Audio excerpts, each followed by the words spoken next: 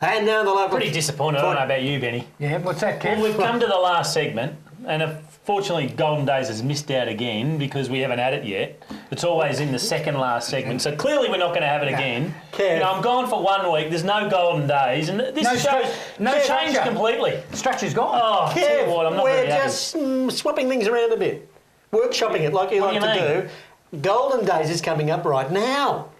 But it's you're normally in the second last We're segment. allowed to change things around. We changed the local footy hero around. We're changing things So we're around. changing things, are we? Yes. Oh, all right. Terry suggested all these things last Oh, week. no, I think that's a good idea. So let's go to another Kes viewers' feedback. We won't be. No? We'll be going to Golden Days, and we're going back to 1969 for the Federal Football League Grand Final between East Malvern and Oakleigh districts. There were brawls everywhere. It was a memorable grand final in many ways, East Malvern getting up by 2 points. We caught up with Bill Gray, the former East Malvern captain, to tell us about that day.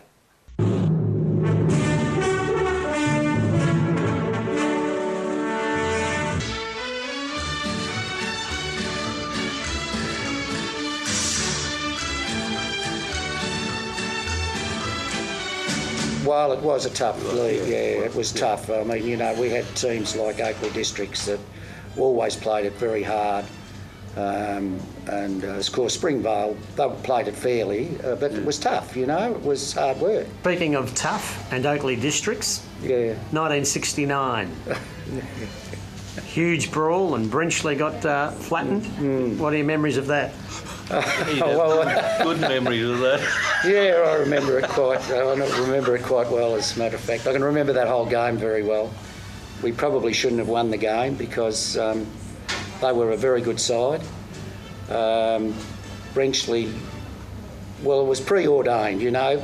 They decided they were going to get stuck and create a brawl, which happened very easily, and Peter Brenchley was running around, you know, yelling at everybody, and he just happened to come up near where I was, and we fought each other, and that was it. Looked like he had a fly on his chin and you spotted it. something like that. Yeah, I don't know. It was the only time it ever happened, mate. I didn't do that. I got reported once in all of the football I played, and that was it. I got rubbed out for 6 weeks, and our president, Dr. Mackenzie, was also president of the Federal Football League at the time, and the Queen came out in the February the following year, and somehow the Federal League created an amnesty for anybody that had been reported.